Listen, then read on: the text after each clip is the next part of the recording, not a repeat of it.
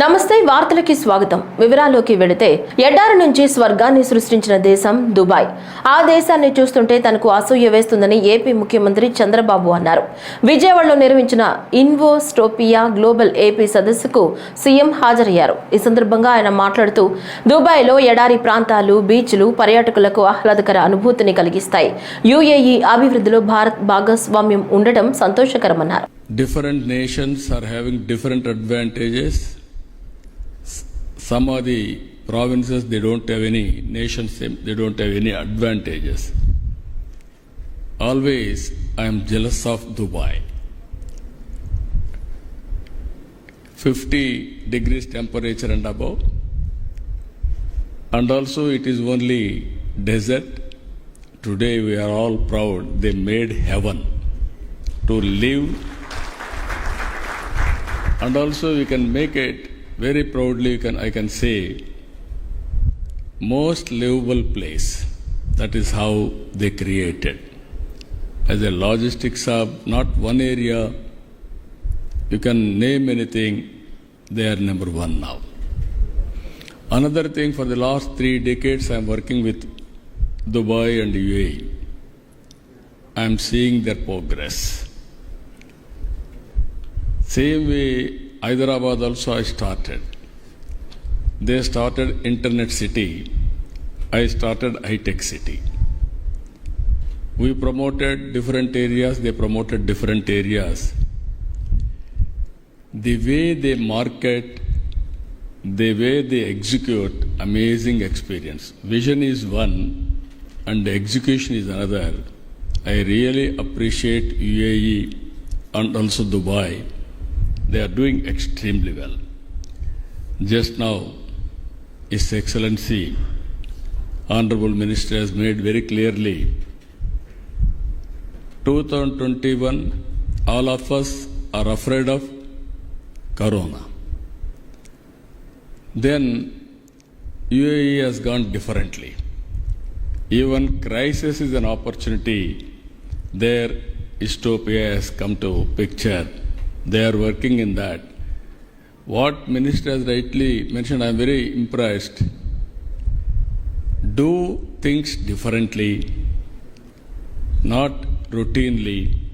That is where new things, every day if you do, you can reach new heights. I really appreciate him. Vision is very clear, very, very effective vision. Regarding to India and also UAE, we are having very good relations. UAE, if you can see, around 1.1 crore population. 40% are Indians. Nearly 38% in UAE are Indians. We are contributing for UAE growth. I really appreciate this gesture also, and also you are providing opportunities for Indians in UAE. పరివాహక ప్రాంతాల నుంచి శ్రీశైలం జలాశయానికి వరద ప్రవాహం కొనసాగుతోంది. జలాశయం 2 radial crust గేట్లను 10 అడుగుల పైకెత్తి స్పిల్వే ద్వారా 55,048 క్యూసెక్కులు శ్రీశైలం కుడి ఎడమగట్టు జల విద్యుత్ కేంద్రాలలో విద్యుత్ ఉత్పత్తి చేస్తూ 66,948 క్యూసెక్కులను అదనంగా నాగార్జున సాగర్ కు విడుదల చేస్తున్నారు. ఎగువ పరివాహక ప్రాంతాలైన జూరాల నుంచి 39,168, సుంకేశ్వర జలాశయం నుంచి 36,975 క్యూసెక్ల వరద నీరు వస్తోంది. శ్రీశైలం జలాశయం నీటి మట్టం బుధవారం మధ్యాహ్నం 2 గంటల సమయానికి 883.80 అడుగులు ఉండగా నీటి నిల్వ 208 టీఎంసీలుగా నమోదైంది.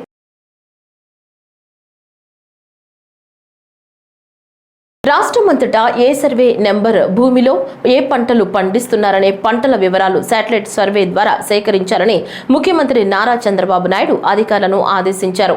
తూర్పుగోదావరి జిల్లా బిక్కవోలు మండలం బలభద్రాపురంలో చేపట్టిన శాటిలైట్ సర్వేతో సమగ్ర సమాచారం వెల్లడైందన్నారు. క్షేత్రస్థాయిలో సేకరించిన సమాచారం శాటిలైట్ సర్వే సమాచారం సరిపోల్చాలని స్పష్టం చేశారు. ఒక ప్రాంతంలో ఒకే తరహా పంటలు వేసేలా రైతులకు దిశానిర్దేశం చేయాలని చెప్పారు. రైతు సేవా కేంద్రం నుంచి ఈ మేరకు నిరంతరం సూచనలు సహకారం వారికి అందించాలన్నారు. పోలీసులపై టీడీపీ ఎమ్మెల్యే కులికపూడి ఫైర్ అయ్యారు. తిరువూరు టౌన్లో ఎస్ఐ సత్యనారాయణ ఒక గ్యాంగ్ను పెట్టుకుని గంజాయి అమ్మిస్తున్నారని, కొనేవారి వద్ద నుంచి డబ్బులు వసూలు చేస్తున్నారని అన్నారు.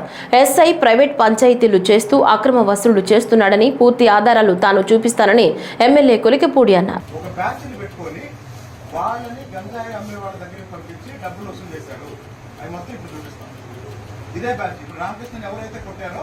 అదే బ్యాచ్ ఈరోజు టౌన్ లో తిరువూరు టౌన్ లో గంజాయి అమ్ముతుంది ఎవరో మీకు తెలుసు. ఎస్ఐ ఒక గ్యాంగ్ ని పెట్టుకొని తిరువూరు టౌన్ లో గంజాయి అమ్మిస్తున్నాడు. ఎస్ఐ సత్యనారాయణ గంజాయి అమ్ముతూ దొరికి ఇప్పుడు మామూలు పని చేసుకుంటున్న వాళ్ళని, పాత కేసుల్లో ఉన్న వాళ్ళని ఇప్పుడు పిలిపించి మీరు గంజాయి తీసుకురావాలి, భద్రాచలం నుంచి మీరు గంజాయి అమ్మాలి, మీరు అమ్మి మాకు డబ్బులు ఇవ్వాలని వాళ్ళని ప్రజెంట్ చేశారు. ఒక వ్యక్తి ఇంటికి వెళ్ళి వాళ్ళ అమ్మ బంగారం తాకట్టు పెట్టి లక్షన్నర తీసుకొచ్చాడు.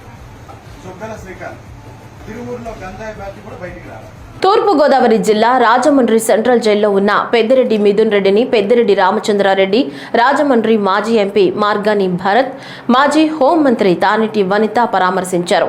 ఈ సందర్భంగా రాజమండ్రి సెంట్రల్ జైలు ఎదుట వైసీపీ నేతలు మాట్లాడుతూ, వైసీపీ ప్రభుత్వం హయాంలో ఎక్కడా మద్యం స్కామ్ జరగలేదని, స్కామ్ ఎక్కడ జరిగిందో చూపించారని, ఇది కక్ష సాధింపు చర్య అని అన్నారు. స్కామ్ జరగడానికి కనీసం అవకాశం కూడా లేదని, మాపై తప్పుడు ఆరోపణలు చేస్తున్నారని నేతలు అన్నారు. ఏర్పడినప్పటి నుంచి కూడా అనేక రకాల వైఎస్ఆర్ కాంగ్రెస్ పార్టీ శ్రేణులను, ముఖ్యంగా వైఎస్ఆర్ కాంగ్రెస్ పార్టీలో ప్రధాన భూమిక పోషించే నాయకులందరినీ కూడా టార్గెట్ చేసి అనేక విధాల ఇబ్బందులు పెడుతూ ఉన్నారు, అనేక రకాల కేసులు పెడుతూ ఉన్నారు. ఈరోజు ఇక్కడ పరిస్థితి చూస్తే ఒక తాలిబన్లనో లేకపోతే ఏదో విదేశీ టెర్రరిస్టులు ఎవరైతే ఉంటారో వారిని ట్రీట్ చేసే విధంగా ఇక్కడ పరిస్థితులు ఉన్నాయి. మరి ఒక ప్రజాప్రతినిధికి ఇవ్వాల్సిన గౌరవాన్ని ప్రజాప్రతినిధులుగా ఉన్న చంద్రబాబు నాయుడు కానీ వారి మంత్రివర్గ సభ్యులు కానీ ఎందుకు విస్మరిస్తూ ఉన్నారు నాకు అర్థం కావడం లేదు. మరి ఇది ఇలాగే కొనసాగిన ఇబ్బంది లేదు. వైఎస్ఆర్ కాంగ్రెస్ పార్టీ శ్రేణులు తప్పకుండా ఈ పరిస్థితిని అధిగమించి ఈ ప్రభుత్వానికి బుద్ధి చెప్పే రోజులు దగ్గరలో ఉంటాయి. అందరికీ నమస్కారం అండి. ఈరోజు మరి మిథున్ రెడ్డి గారి మీద ఏవైతే మద్యమ కేసులు బనాయించి ఆయన అరెస్ట్ చూపించారో ఇది అక్రమ కేసు, అన్యాయంగా ఆయన మీద బనాయించారని చెప్పి మా వైసీపీ నాయకులం అందరం కూడా తీవ్రంగా దీన్ని ఖండిస్తున్నాం. మా ప్రభుత్వం అధికారంలో ఉన్నప్పుడు, జగనన్న ముఖ్యమంత్రిగా ఉన్నప్పుడు ఈ మద్యమ దుకాణాలని ప్రభుత్వమే నడిపించి ప్రభుత్వానికి ఆదాయాన్ని చేకూర్చారు. ఆ రోజున మరి ఆ విధంగా నడిచిన ఈ మద్యమ షాపులు మరి వాటిలో ఈ రోజున స్కామ్ జరిగిందని చెప్పి లేనిపోని నిందలన్నీ కూడా మా ఎంపీ మిథున్ రెడ్డి గారి మీద మోపి ఆయన్ని ఈ విధంగా మరి జైలు పాలు చేయడం అనేది నిజంగా మరి మేమందరం కూడా బాధపడుతూ మరి మేమంతా ఆయన పక్షాన నిలబడుతూ ఆయనకు సపోర్ట్గా ఉండడం జరిగింది. అంటే ఈ రోజున ఎంతసేపు కూడా ఈ కూటమి ప్రభుత్వం డైవర్షన్ పాలిటిక్స్కి తెరలేపుతూ ఈ రోజున మిథున్ రెడ్డి గారి మీద బనాయించిన అక్రమ కేసు కూడా ఒక డ్రామా అని చెప్పి మీకు తెలియజేస్తున్నాను. ఈ రోజున మిథున్ రెడ్డి గారిని ఇంత దారుణంగా అక్రమంగా అరెస్ట్ చేసి ప్రతిపక్ష నోరులు నొక్కే కార్యక్రమము ఇవాళ ఆంధ్రప్రదేశ్ ప్రభుత్వం చేస్తూ ఉంది. ఇవాళ జగనన్న వారియర్స్ మేమంతా కూడా ఖచ్చితంగా మీరు ఎన్ని అరెస్టులు చేసినా ఏం చేసినా ఎక్కడా కూడా వెనికేది లేదు, జడిసేది లేదు. ఇవాళ ఖచ్చితంగా మేమంతా కూడా పోరాడతాము. మిథున్ రెడ్డి గారికి బాసటగా ఆంధ్రప్రదేశ్ వ్యాప్తంగా వైఎస్ఆర్సీపీ ప్రతి ఒక్క శ్రేణి కూడా నడుము కట్టి ముందుకున్నామని ఈ సందర్భంగా తెలియపరుస్తూ ఇవాళ ఆంధ్రప్రదేశ్ రాష్ట్రంలో జరిగేది ఇప్పుడు జరుగుతూ ఉంది స్కామ్. గత ప్రభుత్వంలో చంద్రబాబు నాయుడు గారు ముఖ్యమంత్రి కింద ఉన్నప్పుడు డిస్టిలరీస్కి ప్రివిలేజ్ ఫీ అనేది తగ్గించారు. 3,000 కోట్ల రూపాయలు ప్రివిలేజ్ ఫీ తగ్గించి అప్పుడు క్విడ్ ప్రోకో జరిగింది. మళ్ళీ ఇప్పుడు సిండికేట్లతో ఏ రకంగా వ్యవహారం చేస్తూ ఉన్నారు. గతంలో లిక్కర్ సేల్స్ గణనీయంగా తగ్గింది, లిక్కర్ అమ్మకాలు గణనీయంగా తగ్గింది, రెవెన్యూ గణనీయంగా పెరిగింది. మరి ఇంత ఈ రకంగా జరిగినప్పుడు స్కామ్ ఏ రకంగా జరిగింది? రైతుల సంక్షేమానికి కూటమి ప్రభుత్వం అధిక ప్రాధాన్యత ఇస్తోందని రాష్ట్ర ఇంధన శాఖ మంత్రి గొట్టిపాటి రవికుమార్ అన్నారు.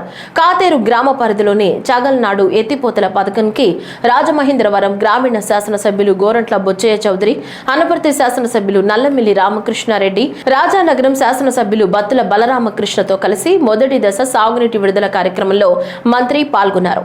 తొలుత గోదావరి నదికి హారతిచ్చి అనంతరం మోటారు స్విచ్ ఆన్ చేసి నీటిని విడుదల చేశారు. ఈ సందర్భంగా మంత్రి గొట్టిపాటి రవికుమార్ మాట్లాడుతూ చాగల్నాడు ఎత్తిపోతల పథకం ద్వారా రాజానగరం, అనపర్తి నియోజకవర్గాల్లోని రంగంపేట, కోరుకొండ, రాజానగరం మండలాల్లో గల 6,250 ఎకరాలకు సాగునీరు అందిస్తున్నట్లు తెలిపారు.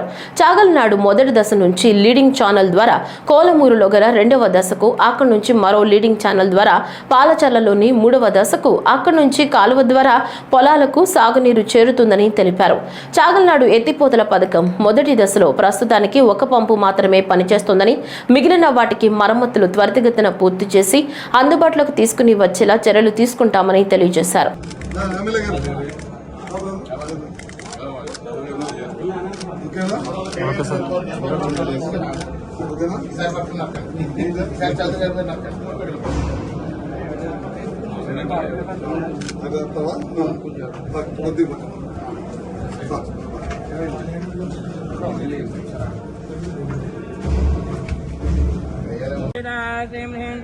महालक्ष्मी नमः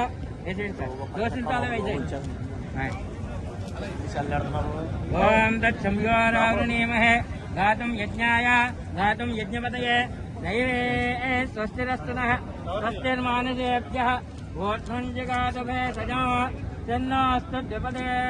విద్యుత్ శాఖ అధికారులతో రాజమహేంద్రవరంలో మంత్రి గొట్టిపాటి రవికుమార్ సమీక్ష నిర్వహించారు. ఈ కార్యక్రమంలో జిల్లా కలెక్టర్ పి ప్రశాంతి, ఎమ్మెల్యేలు బుచ్చయ్య చౌదరి, రామకృష్ణారెడ్డి, బలరామకృష్ణ, నల్లమిల్లి రామకృష్ణారెడ్డి, విద్యుత్ సంస్థ ఎస్సీ టి తిలక్ కుమార్ తదితరులు పాల్గొన్నారు. ఈ సందర్భంగా జిల్లాలో పీఎం సూర్యఘర్, ఆర్డీఎస్ఎస్ పనుల వివరాలను మంత్రి అడిగి తెలుసుకున్నారు. క్షేత్రస్థాయిలో సూర్యఘర్, ఆర్డీఎస్ఎస్ పనులు వేగవంతం చేయాలని ఆదేశించారు. పీఎం సూర్యఘర్ పై అధికారులు ప్రజల్లో అవగాహన కల్పించాలని ఆదేశాలు జారీ చేశారు. దరఖాస్తు చేసుకున్న రైతులకు వ్యవసాయ కనెక్షన్లు మంజూరు చేయాలని, రానున్న గోదావరి పుష్కరాలకు విద్యుత్ శాఖ సిద్ధంగా ఉండాలని కోరారు.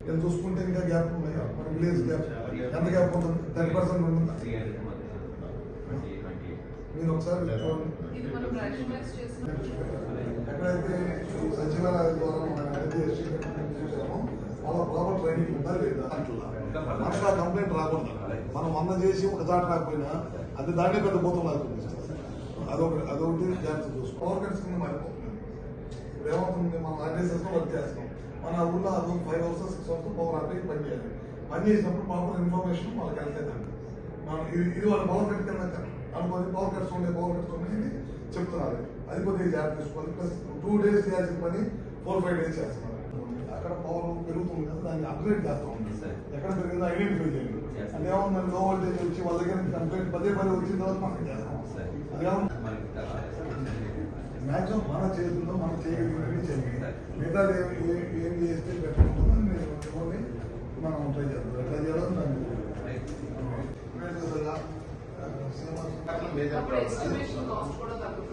మన వేస్ట్ కాదు, తీసుకొని మళ్ళీ మన ఏముంటాయి కదా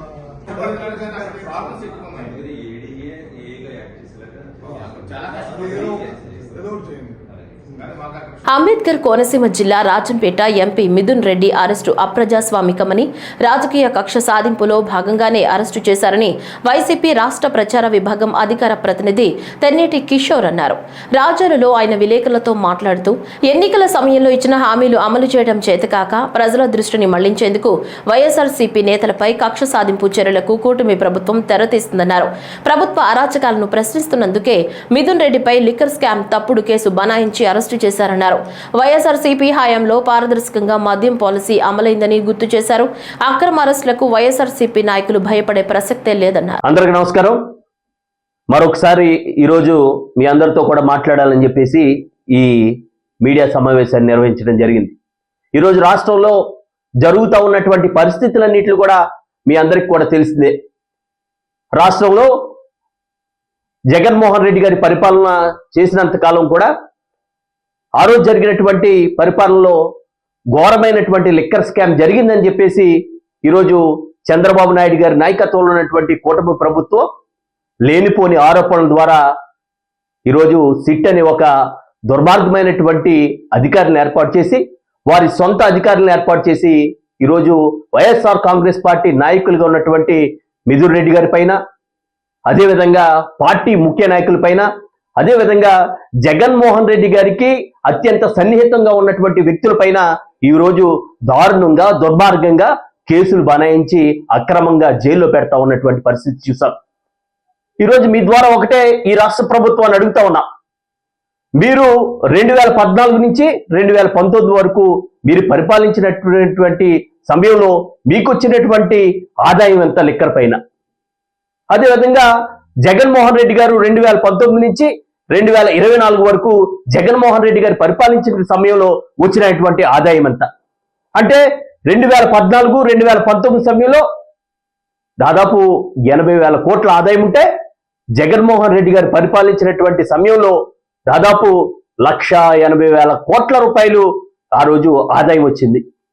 జగన్మోహన్ రెడ్డి గారి పరిపాలన అంతా కూడా సామరస్యంగా ప్రజలకు అనుకూలంగా ఆ రోజు ఎక్కడైతే ప్రజలకు ఇబ్బందిగా మద్యం వల్ల ఇబ్బంది కలుగుతా ఉందో అక్కడ ఆ ఇబ్బందులన్నింటినీ కూడా అధిగమించి ఆ రోజు మద్యం పాలసీని ఒక విధానంతో తీసుకెళ్లారు.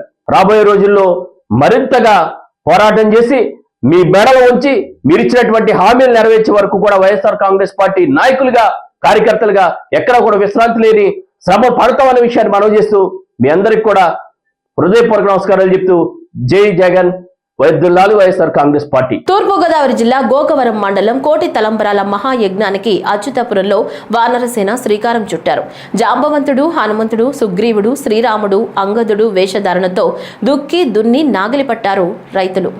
ప్రతి ఏటా జూలై నెలలో వర్షాలు మొదలుకుని సమయంలో రాములూరి కళ్యాణానికి కోటి తలంబ్రాలు పంటను అచ్యుతాపురంలోని ఎకరం 60 సెంట్లలో వానర వేషధారణలో వరి నాట్లు వేయడం ఆనవాయితీ. దివి నుంచి భూమికి దిగివచ్చినట్లుగా వానర వేషధారణలో రైతులుగా మారి రాముల వారికి ప్రత్యేక పూజలు చేసి నాగలి పట్టి దుక్కి దున్ని వరి విత్తనాలు నాటే కార్యక్రమం చేపడతారు.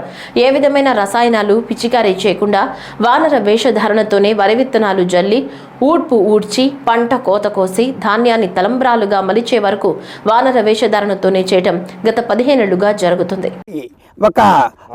వారి ఆధ్వర్యంలో వారి యొక్క పొలంలో ప్రతి సంవత్సరం కూడా మేము ఈ వేషధారణతో ఆంజనేయుల వేషాలు, అలాగే శ్రీరాముడు, శ్రీరామ జయరామ జయ జయరామ అనుకుంటూ చక్కగా విత్తనాలు చల్లి అలాగే కోతలు కోసి ఈ యొక్క వేషధారణతో ఈ యొక్క విత్తనాలన్నీ కూడా భద్రాచలము అలాగే ఒంటిమిట్ట కోదండ రామాలయానికి ప్రతి సంవత్సరం కూడా పంపిస్తున్నాము. ఇలాగా మీ ప్రతి సంవత్సరం చేయడంలో మాకెంతో ఆనందంగా ఉంది. అంతేకాకుండా ఆ శ్రీరాముడు అందరికీ కూడా కరుణా కటాక్షాలు కలుగు చేయాలని కోరుచున్నాము. చక్కగా ఈ యొక్క వేషధారణతో ఆంజనేయులు, హనుమంతుడు, అలాగే అంగదుడు, జాంబవంతుడు, శ్రీరాముడు వారి ఆధ్వర్యంలో చక్కగా ఇక్కడ విత్తనాలు చల్లి కోటి తలంబ్రాలకి విత్తనాలు చల్లి జల్లుతూ ఉన్నారు.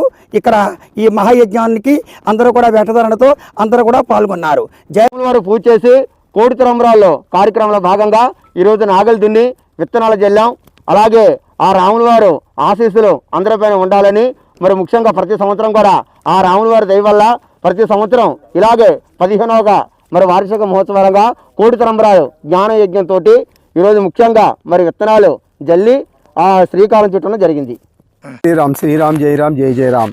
శ్రీరామ నామ ధ్యాన యజ్ఞాన్ని ప్రారంభించడంలో భాగంగా శ్రీరామ నామ తత్వాన్ని ప్రచారం చేస్తూ అందులో భాగంగా 15వ కోటి తలంబరాల జ్ఞాన యజ్ఞాన్ని ప్రారంభించి తొలుత విత్తనాలు తీసుకుని వెళ్ళి భద్రాచల శ్రీ సీతారామచంద్ర స్వామి వారి పాదాల దగ్గర పూజ చేసి ఆ విత్తనాలు తీసుకుని వచ్చి తూర్పుగోదావరి జిల్లా గోకవరం మండలం అచ్యుతాపురం గ్రామం సర్వే నెంబర్ 16/2లో ఈరోజు భక్తులందరూ కూడా వానర వేషధారణతో రామతత్వంలో మమేకమై ఈరోజు వరి విత్తనాలు జల్లేటువంటి కార్యక్రమం ప్రారంభించాం. ఇది 15వసారి, భద్రాచలానికి 15వసారి, అయోధ్యకు 4వసారి, ఒంటిమిట్టకి 8వసారి కోటి తలంబరాలు అందించడంలో భాగంగా ఈరోజు కోటి తలంబరాల 15వ కోటి. పల్నాడు జిల్లా సత్తెనపల్లి నియోజకవర్గంలో సత్తెనపల్లి పట్టణంలో మున్సిపల్ అధికారులు రోడ్లను ఆక్రమించి ప్రజలకు ఇబ్బందులు కలిగిస్తున్న ఆక్రమణ షాపులను మున్సిపల్ అధికారులు అతి కష్టం మీద తొలగిస్తున్నారు.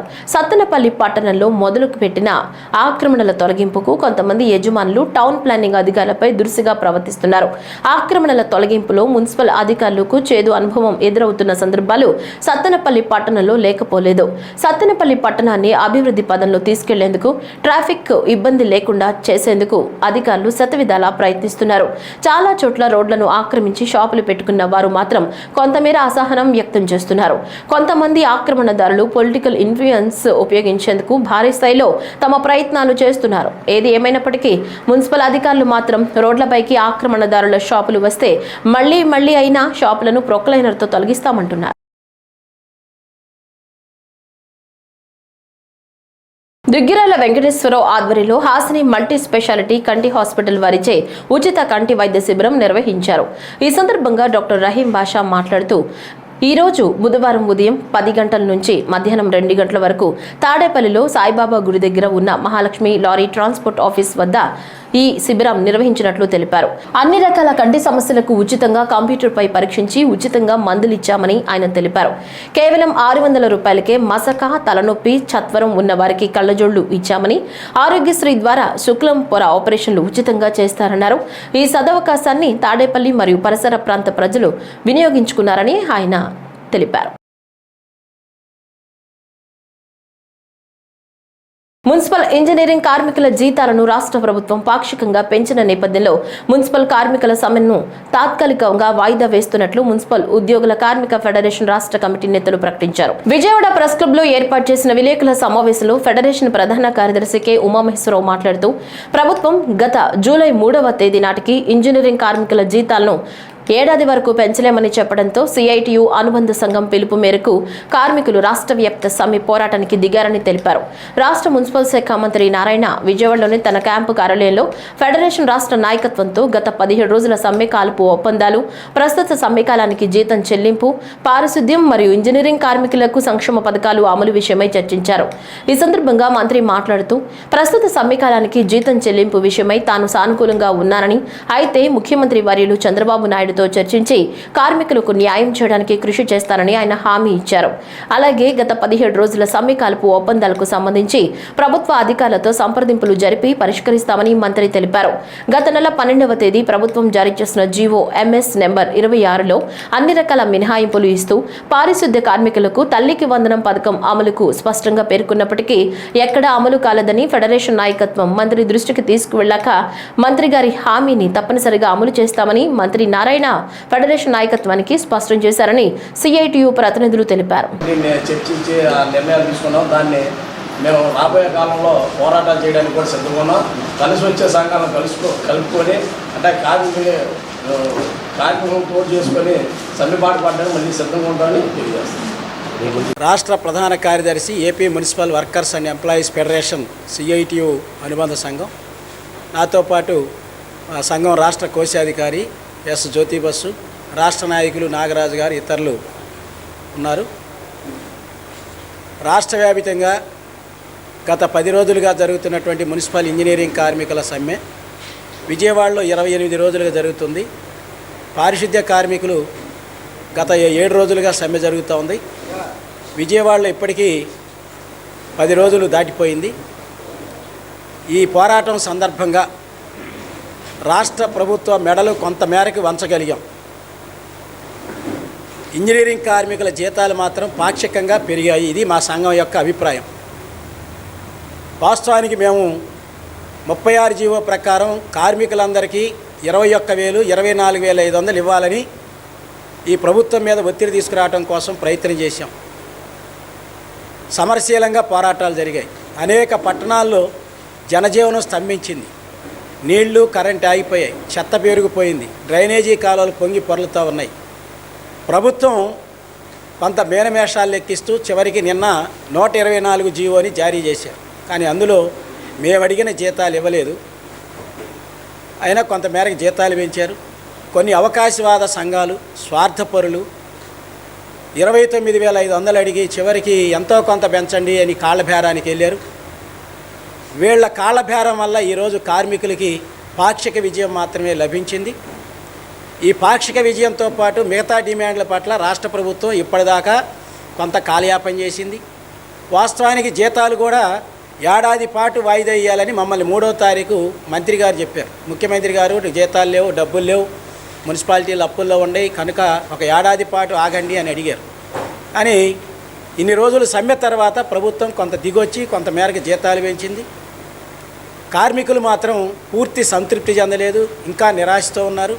ఇప్పటికైనా ప్రభుత్వం పునరాలోచన చేయాలని, గత 7 ఏళ్లుగా ఇంజనీరింగ్ సెక్షన్లో పనిచేసే అనేక తరగతుల కార్మికులకి వాటర్ సెక్షన్లో కానీ, లీక్ వర్కర్లు కానీ, టౌన్ ప్లానింగు, పార్కుల్లో పనిచేసేవాళ్ళు, సెక్యూరిటీ గార్డ్స్, హెల్పర్లు, అటెండర్లు వీళ్ళందరూ కూడా ఈరోజు పెరగాల్సినంత జీతాలు పెరగలేదు అనేటువంటి కొంత అసంతృప్తితో ఉన్నారు. ఈ వార్తలు ఇంతటితో సమాప్తం. నమస్కారం.